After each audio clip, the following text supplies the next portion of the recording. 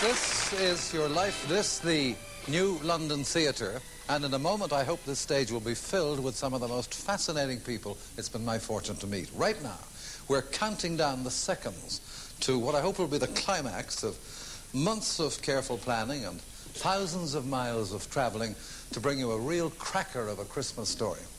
A story about someone who has been, not without justification, described as the most famous man on earth. Someone whose story has reached a milestone quite recently, a historic milestone, which is why he believes he's coming to a television studio to give an interview about it. Not to me, and not in front of an audience. But whatever happens next, I promise you it's the most unpredictable Christmas I remember.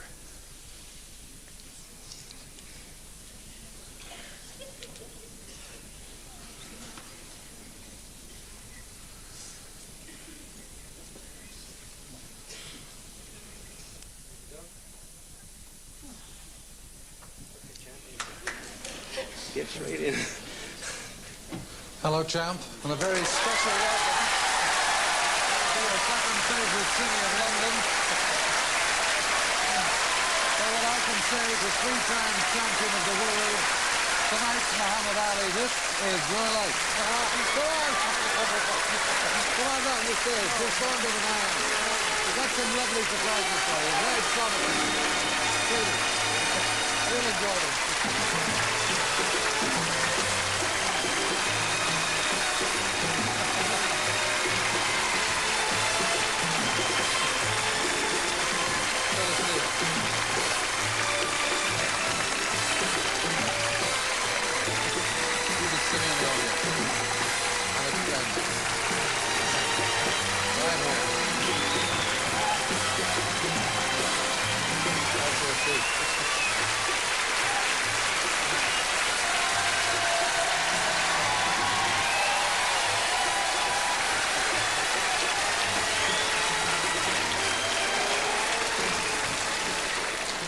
Well, I must say a very special thank you to your pal and mine, boxing commentator Reg Guttridge, for bringing you along here. He lied to me. I want to say one thing. I watched this show for years in the States, and I wondered why was everybody so anxious to get me here, this is terrible. This is the right time to get you.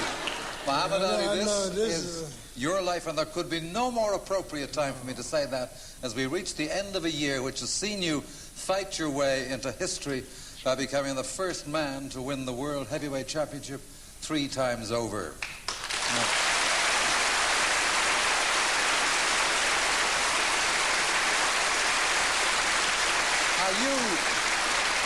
You have fought in a total of 59 professional matches the world over, but for our next surprise, Muhammad, I want to remind you of a match which showed you a very uncharacteristic side. Well, I didn't know at the time, but later you told me you were scared of me. Of course, your wife, Veronica.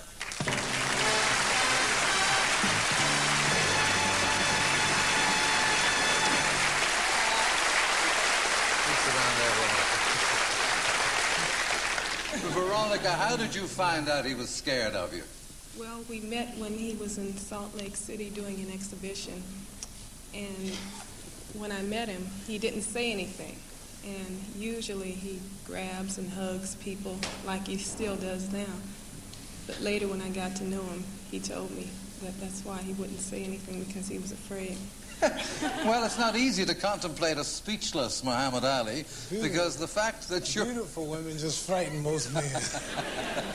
The fact that you're as mercurial with your words as you are with your fists has made you one of the world's greatest box office stars. And if you look at that screen, we're going over 5,500 miles now to a city you know well, the bright lights of Las Vegas, where no star is shining quite so brightly as the one about to speak to you now, from his dressing room at the world-famous Caesar's Palace. Your old pal, Britain's own Tom Jones. Hello, Eamon. I must say I admire your guts for springing a surprise like this on Muhammad Ali.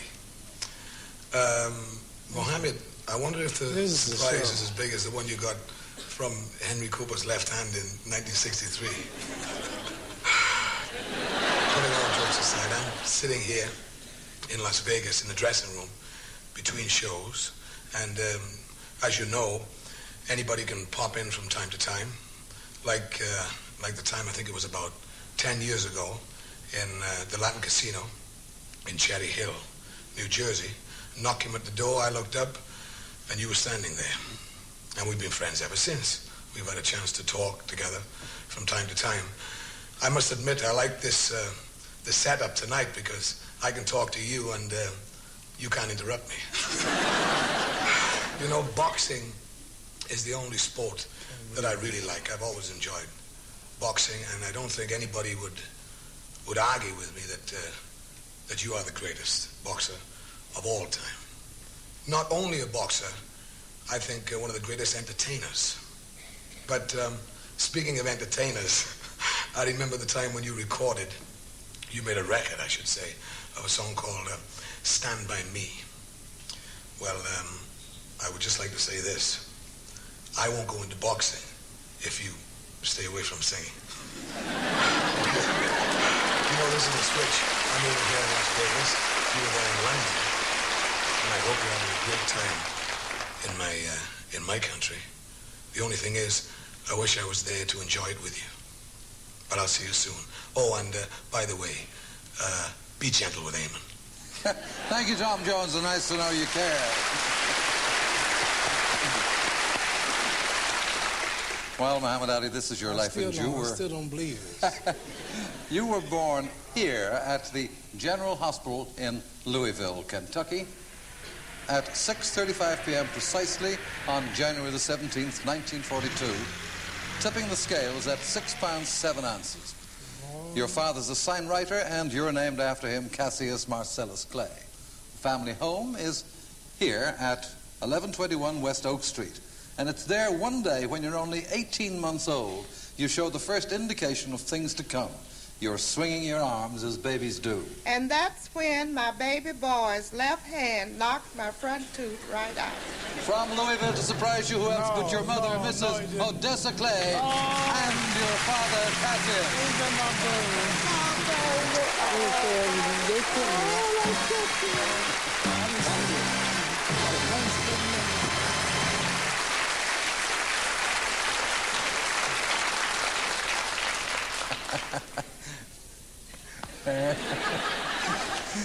Odessa, how did you come? When did you get here? Yes. Don't answer any questions. Okay. You tell me how you came to be the champ's first victim. Well, Ollie was always a large baby, and when he was a few months old, he looked like a miniature boxer. And when he was 18 months old, he was very strong and had big muscular arms. So one day he was swinging his arms like babies will do. I wasn't looking, and he hit me in the mouth and knocked a tooth out. And later I had to go to a dentist because it had loosened my other tooth. Cassius, I know his nickname for you is Cash, but what does he call his mother? Bird. Bird. Odessa, where does he get the bird from? Well, Ollie, Film. Ollie used to always tell me, say, you have a small nose, just like a bird. So they call me. Well, today, Muhammad, you must be one of the most photographed men in the world. But thanks to your mother, we can show a rare picture of the future world champ, aged just 2.5. Sitting next to your baby brother, who's 18 months younger. And looking at that picture, you can recognize that we have beautiful parents. We've flown him from his home in Chicago, your brother Rahman Ali.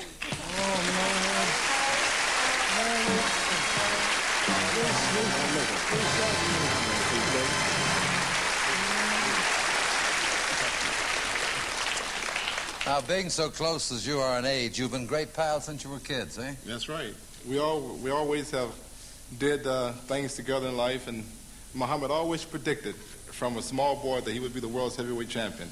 And I want to exclusively bring that out because he always told the kids in the neighborhood, I'm going to be champ of the world, I'm going to do this, I'm going to do that. a few of them laughed at Muhammad, but he always had the strong mind, the determination to stick by his words. And he did it. Tell us about hide and seek before you sit down. In front of the world, I love him with all my heart. He's beautiful people. All right, thank you, Robin.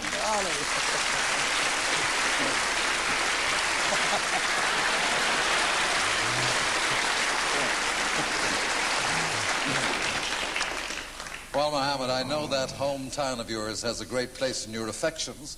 Did you all pay all the plane fare? Yes, but we also hit the road to Louisville, if you look. And we went down Dixie Highway, to be exact, to a place where you were a regular customer as a youngster. Waddell's Barbershop, where your favorite barber is still at work. Hi, Gigi. And the barber is, of course, your father's eldest sister, your Aunt Eva. Hi, Muhammad. Let me explain why they call you Gigi. When I changed your diapers, all you could say was Gigi. Later on, you said Gigi meant golden gloves. I became a barber because I had 8 brothers' hair to cut. So I had plenty of experience. Now, when you come into the barber shop, all you do is stop the traffic. Hey, Muhammad, you'll never guess whose hair I've been cutting. Jimmy Ellis. Hi, Mom. You know, we go back a long time. You know, we had our ups and downs together, man. You know, we slept side by side, fought side by side. You have a lot of personal things. And I want to say thanks, man. You've been just like a brother to me. Another satisfied customer. Next. And in a Louisville cloudburst, that hometown pal of yours showed us how, as a kid, you used to race the school bus to keep training. Now, incredible to think that one day you, too, would fight each other for the World Championship, a fight you won. But let's catch up with Jimmy Ellis now at his destination. Hey, Muhammad. It's a school teacher from way back. This is Carter. Hello, Muhammad.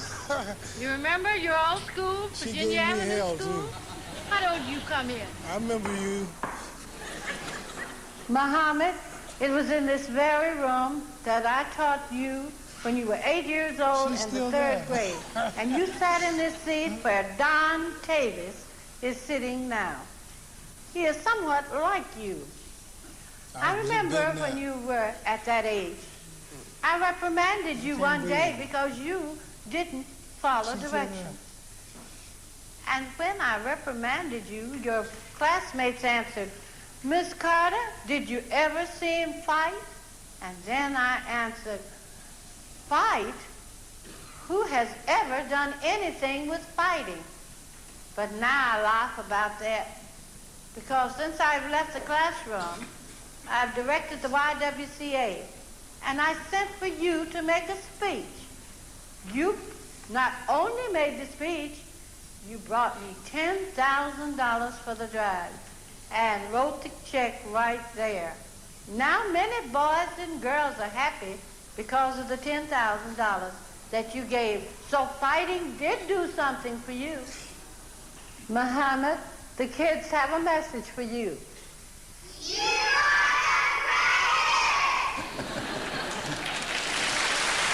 You are the greatest. Man, that's the truth. Mrs. Carter and me is going to join your Aunt Eva in leaving that car over there.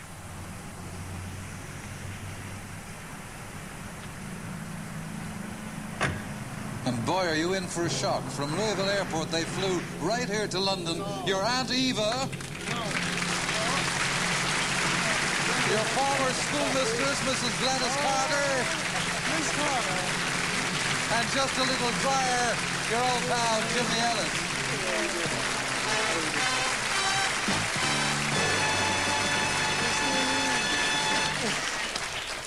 Aunt Eva, did you bring your scissors? Sure. And it looks like he needs a haircut right now. I can't believe this. Well, now, Muhammad, as we've just seen, when it rains in Louisville, it pulls no punches. I didn't know you all could lie so much. Come on. Well, it was on a rainy day your boxing career started. You were 12 years old, and Cash, you just bought him a new bicycle, didn't you, for Christmas? That's right. A red bike with chrome finish on white wall tires. He had got on it starting at home, and it had begun to rain. So he headed for the local bazaar, where they were. Just don't talk too long, because I got time to on the show. I got my talk from him. See if he can start. I want to hear about this. It was being held indoor at Columbia Auditorium, where he had found some free don't go too long, candy and popcorn. Long show. Okay, so you look for your free candy and popcorn, and you park your gleaming new bicycle at the door of the auditorium. But when the popcorn and the candy are finished, Mohammed, it's time to go That's home. why my talk has started, so I know it. What happened when you go to collect that bike, the pride of your young life? Where was your bike? I couldn't find it. You couldn't find it, that's right. It was stolen. You don't have my bike here. No.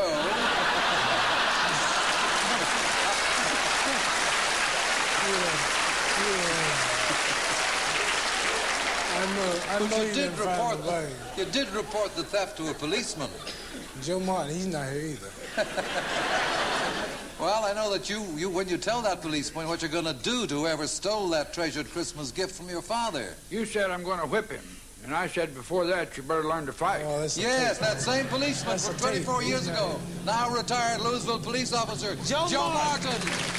And also from Louisville, your great friend and boyhood trainer, Fred Stoner. Man.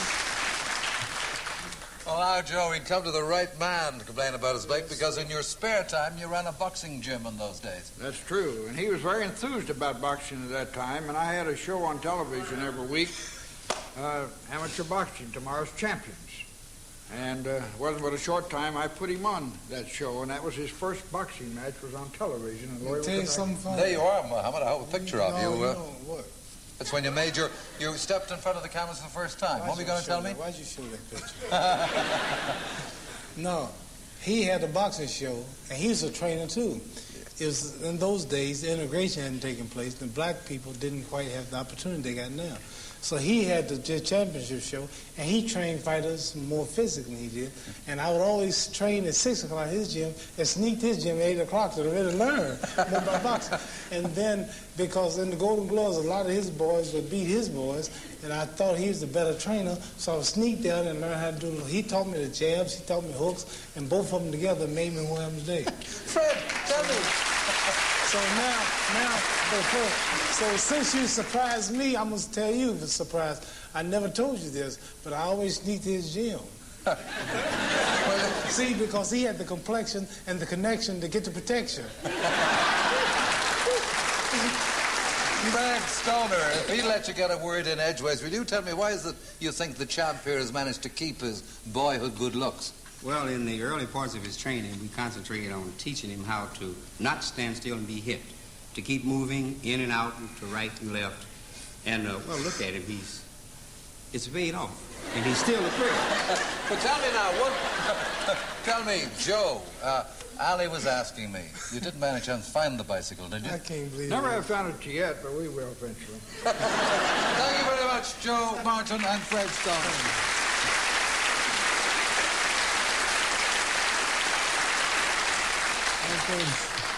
This is a show. Well, as Joe Martin has told us, your first ever match in a boxing ring was on that television show, Tomorrow's Champions, and we set out to find the first person in the world who came out fighting at that first bell against the future world champion. Today he works on the production line here at the Ford plant just outside Louisville. And of all the millions of words written and spoken about your opponents, we were amazed to find no one had ever before asked your very first opponent his memory of that day 24 years ago, but he recalls it now. As you said, you remembered his name, Ronnie O'Keefe. Hello, Muhammad. Is that him? Remember that day I first stepped in the ring with you? It was your first fight. It was my first fight. And also happened to be my last fight. You were 12 years old. You weighed 88 pounds. I was 14, and I weighed 1 pound less. We went 3 rounds. You won by a split decision. But I like to tell my co-workers here, that makes me better than Norton or Foreman and all the rest. You put them to sleep.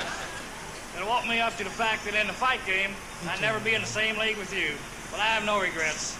I just figure I'm a better lover than a fighter. Everybody's gone here, so I think I'd do the same. See you, champ. And see we will, to shake your hand again for the first time in 24 years. No. We've flown him tonight. He's here. Ronnie O'Keefe. Oh, man.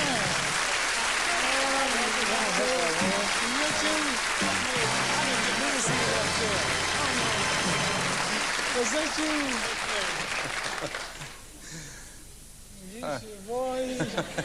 Boy, time fly. We done got old.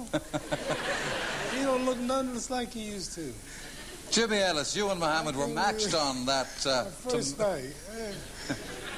tomorrow's Champions program. I don't know if Muhammad remembers it, but you do. First fight.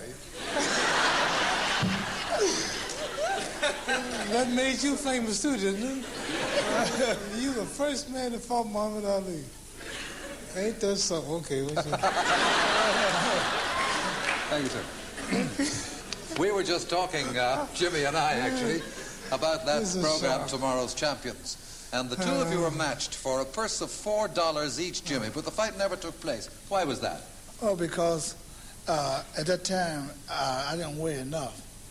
And so he came over to me and said, man, we just lost $4 because you're too skinny. I said, no, we just lost $4 because you're too fat.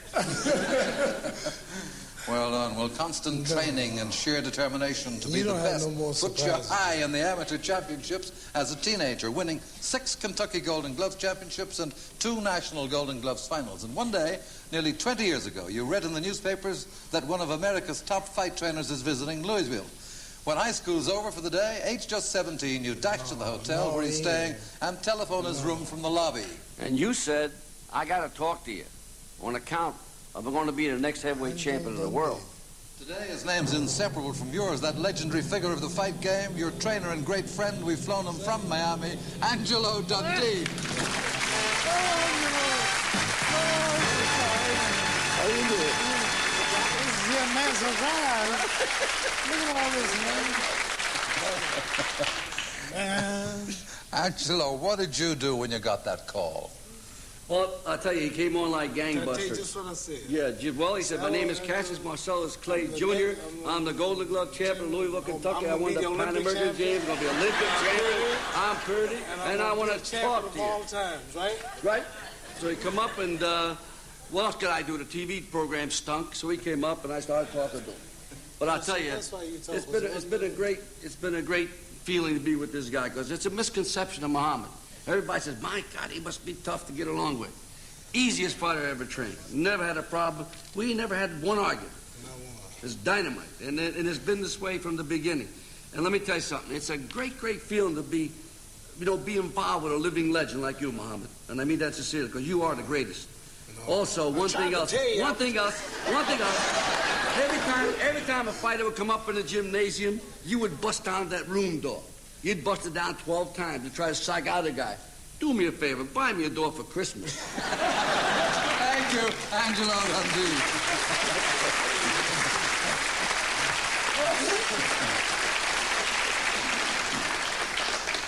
Well, just a year after that first meeting with Angelo, you're just 18 when your victory in the National Golden Gloves finals at Madison Square Garden follows on to the selection to represent the USA at the 1960 Olympic Games in Rome. But Joe Martin, what's this we hear about him getting scared? He was very scared of airplanes. He and I had kind of a wild ride in one of them, and he told me that he wasn't going to Rome unless I could get him on a boat. And I said, there's no way. You're going to have to fly. So he and I went out to Central Park and sat on the bench for about 2 hours and talked to him about it, and I was convinced that he would be Olympic champion, and I also told him, I said, I think you can be world champion sometime, but you've got to go through the Olympics. You've got to have that exposure. Well, he did, and your international boxing career takes off on August 1960 when you step in the ring for the final battle for the gold medal. Your opponent is Poland's Zbigniew Pietczykowski. He didn't go to Poland. And I was lucky enough to be the commentator. Oh, well, what a boxer this Clay is. For 18 years of age, the size of him. We're going to hear a lot more of this young man, I'd say. Well, I reckon I've made worse predictions, in fact. The world hasn't stopped hearing about you ever since that Olympic victory, which significantly affected the rest of your life. No. Well, it's 18 years ago, isn't it? He's not here. Have you ever seen him since? You didn't go to Poland, no. Have you ever seen him since? No, you can get these I'll tell you what he's doing. He's passing on the kind of experience he learned the hard way fighting you, because he's now one of Poland's national boxing coaches. No. He was old And enough we've for it. flown him from his home near Krakow, Ziggy Pietchikowski. No, man! No, man! You speak English? No kidding. Man, come on, show me that. Show me that. Thank you, Ziggy. He speaks English too a little bit. And, Is that, oh man, this is really a surprise. can I go on? Well, back home in Louisville, a group of businessmen get together to sponsor you as a professional fighter, and with some of the proceeds of that deal, you buy yourself your first car, a glistening Cadillac. And one day, soon after your triumphant return from Rome, you're to visit a local children's hospital in Louisville with another Olympic gold medalist who flies in from Nashville. And proudly you drive your new car to collect the visitor. But what I'll never forget is the great big sign he hung around the car. To this day, a great family friend. She won 3 gold medals as a sprinter in Rome. We've flown her from Nashville, Wilma Rudolph. Oh, this is a shame.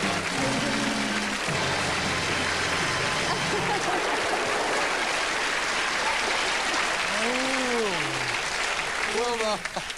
Ain't she pretty? Look at Wilma. Wilma, what was that huge sign he'd hung around his Cadillac? Well, the huge sign was Olympic champions. And we drove around Louisville, Kentucky, and on the car was Wilma Rudolph and Cassius Clay, and he was yelling out the window, "We're the Olympic champions." But I think it was all just show, you know. I agree with Veronica. He's quite bashful. How do you know? Did you know him well since, and what else he does besides his sporting game? After he's been at the top for so long, I would really like to commend you for all the wonderful work you've done with underprivileged children. And I have worked with you, and I'd like to say to you, thank you. Thank you, Wilma Rudolph.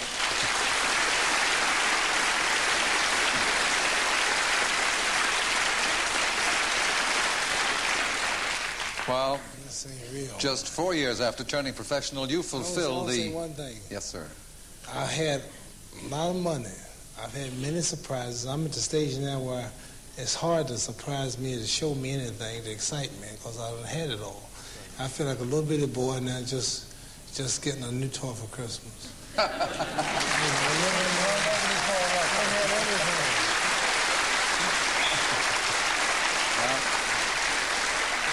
This is the only thing that could really shock me, something like this.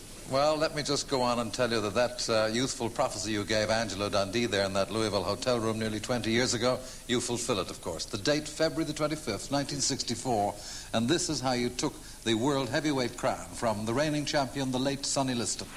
Liston seems bewildered. He's unable to cope with Clay's sharpshooting.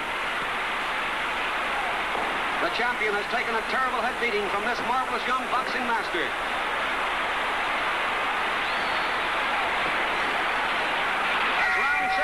Liston moves very wearily to his corner. Pandemonium has broken loose. Sonny Liston has not come out for round 7. He's got a new champion,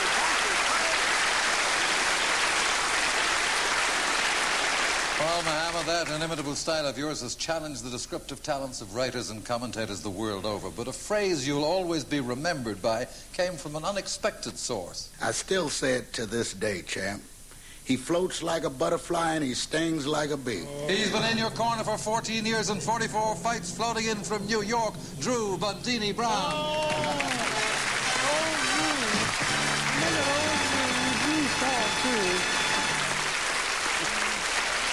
You bought it. I never saw him so dressed in my life. And he's sober. Drew Bundini, what was the moment that inspired that phrase that became so famous that it even became a song? Well, because to love God is to love people, and I must love Mohammed because he loves God. And all great fighters had nicknames like the Brown Bomber, Joe Louis, Rocky Marciano, The Rock, Sugar Ray Robinson, Sugar, Smoking Joe Frazier.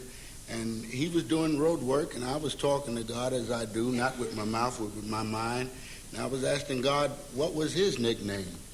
And the feeling came to me, call him the way it is. float like a butterfly and sting like a bee. But Bundini, you made a mistake, didn't you, when the champion first interviewed you for a job in his corner? Yes, I call him a phony because I was with the great Sugar Ray Robinson for 7 years, and I never heard of anyone in sports or anything predicting anything but God saying when it's going to do, the weather or anything like that. And he said that he called around. So I said he was a phony. But then he said to me, he got up off the couch and he looked me dead in the eyes. He said, I work hard and I train and I pray hard. And that's fall, Bodini, and I knew he was human. Thank you, Drew Bundini Brown. Thank you.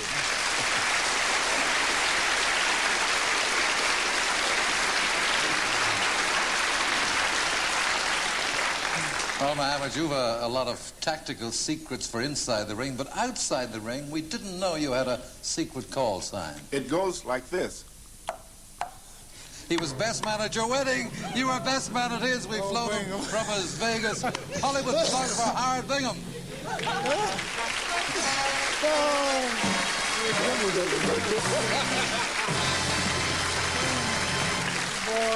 Howard, what's this? No, it's like this, actually, man. Tell me. That is, it's like if we're in a large room and he's on one side and I'm on another. He won't phone out and say, "Hey, Bingham!" He'll say, and then I look. And if he's home and his also wife is, looking at the I want to foxes, sneak too. him out of the house and know his wife to know I'm calling. Looking at the ladies also, he said, Thank you, and shut up, Howard Bingham. Come on, man.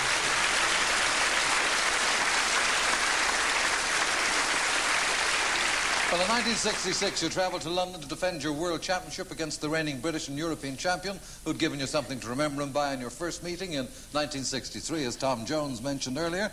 Now you meet again at Highbury, London, 3 years later on May the 21st. And there was no chance of his missing this rematch tonight.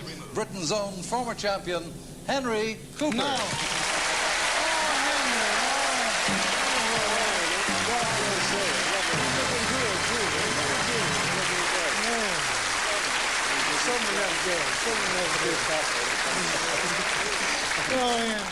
Henry, I know that to this day he does look good. You have a great respect for Muhammad Ali. Oh, great respect. I mean, what more can you say about the man? He's done everything. A great natural athlete. But let's be honest, if he'd have gone whatever game you'd have gone in, I think he'd have been the top. The fastest moving heavyweight, I think, in the world today. Ever likely to be in the future. He was grease lightning on two legs. I had all my work cut out trying to keep up with him and trying to land a punch on him, but a great guy. You landed one, too. One of the greatest. The greatest. You hit me so hard. I never told you this. Well, I'm retired and he retired. Oh. You hit me so hard, you jarred my kinfolks in Africa.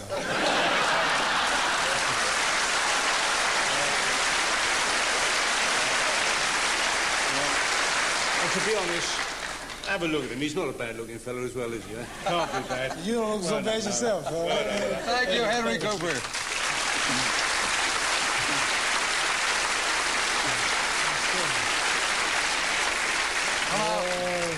The night after that fight, I had the pleasure of talking to you on another show where my other guests included Dudley Moore and the late Sir Noel Coward, who found out you packed a conversational punch too. By then you'd become a member of the Islamic faith, and of course it changed your name, and it made it clear you were no longer to be called Cassius Clay. Then this happened. Let's have a word about the fight last night, Cassius. Muhammad. Muhammad, I'm sorry. I didn't do that to you. Is that me? That's you. We both. I'm glad he smiled when he said that. You know my name, boy. Don't worry, I got on here, boy.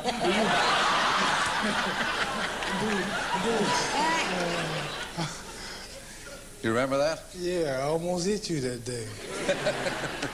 Well, a year later, Muhammad Ali begins a 3-year exile from boxing when he refuses on religious grounds to join the army, at that time engaged in the war in Vietnam. Even if the threat of a 5-year jail sentence does not deter him. Now, that was reversed in 1970 and his boxing license reinstated. So after 3.5 years of legal and political punch and counterpunch, your exile from the ring is over. October 26th, the place, Atlanta, Georgia. And world headlines proclaim that Muhammad Ali is back in action as you fight your way back to the title you'd set your heart on as a youngster. Jerry Quarry is hurt, and Ali is asking the referee to stop the bout. Ali puts the jab on the mouth, the right uppercut to the jaw. Jerry Quarry is staggered, and the fight is over.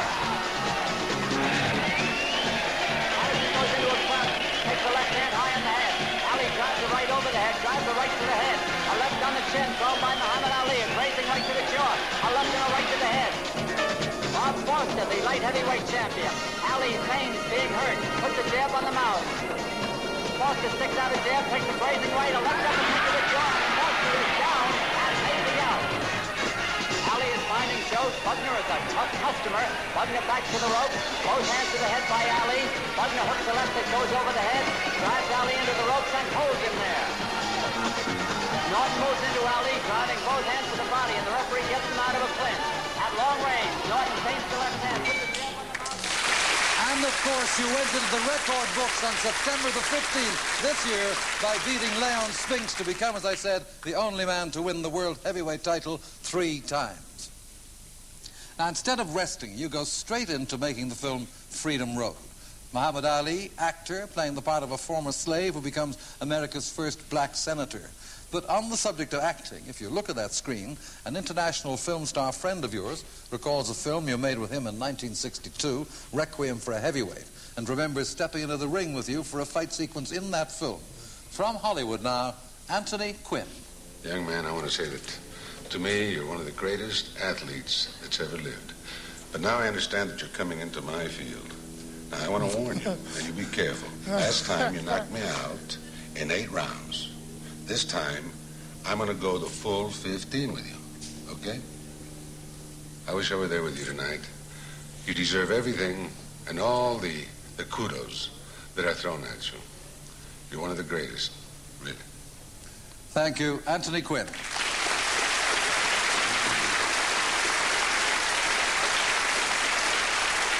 Well, champ, not many people have gone the full 15 rounds with you, but before we close, I'd like to remind you of someone who has.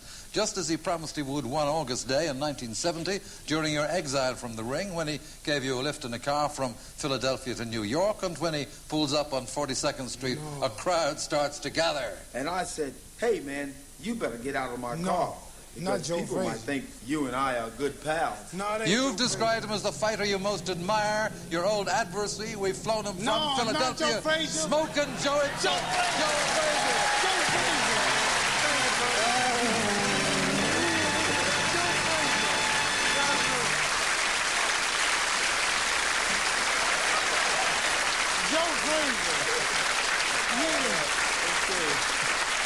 Joe, how did you come to be giving Muhammad Ali a lift in your car? Well, number one, I had a chance to move around in Philadelphia, and I went to one of the hotels, and I promised to give him a ride to New York City that day. I got out of the car. Somebody says, "Hey, go Smoking Joe Frazier." Oh, man, and he went off. Smoking Joe Frazier, where is he? I want Smoking Joe Frazier. He got my title. So I went over and I shook his hand. He told me, he says, listen, sir, I have a man who's doing a book on me. Would you interview him into New York City? We rode into New York City. This guy would not let me get one word in. All through the whole ride, he started talking about Smoking Joe Frazier. Can you whip me? Can you whip me? So Joe, Smoking Joe Frazier. See, I wrote a poem. He said, Joe, come out smoking. I'll be poking, pouring water on that smoking. He said, I might amaze you. I will be tired smoking Joe Frazier. all through the whole time in New York, from Philadelphia to New York City, I had to go through that noise all the way. What did you do? So I had a chance. We got into New York City, 42nd. He slapped me. 42nd is Broadway, and somebody messed around and saw him and myself, and he went off again. Smoking Joe Frazier, ladies and gentlemen, Smoking Joe Frazier, the man who got my title. I won my title. I was in the car. Oh, Lord. I said, look, I ought to whoop this sucker right now. So after a while, he got back in the car and kind of cooled down some. I said, hey, man, cool it off. You know what I mean? So he said, a song. Start singing. He started singing.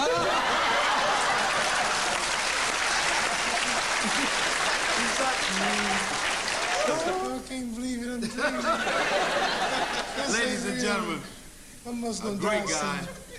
I would say we love him. He's a fine champion. Oh, Lord. Congratulations. Joe Frazier. Thank you, Joe.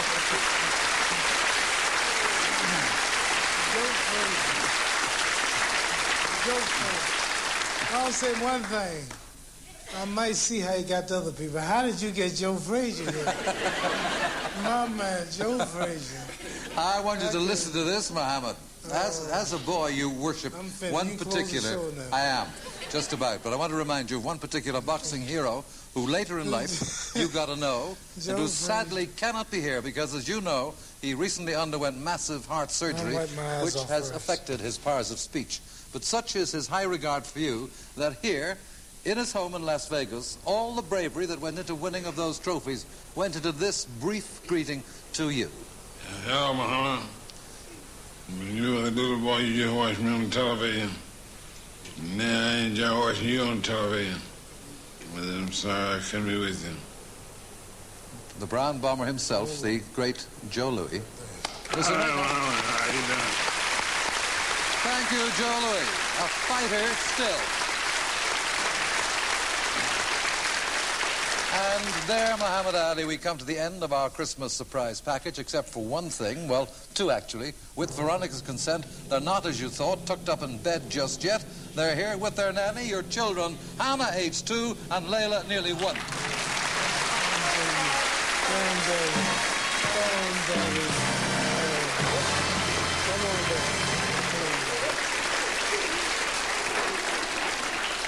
Well, to the greatest, I know they're the greatest. Muhammad Ali, 3 times heavyweight champion of the world.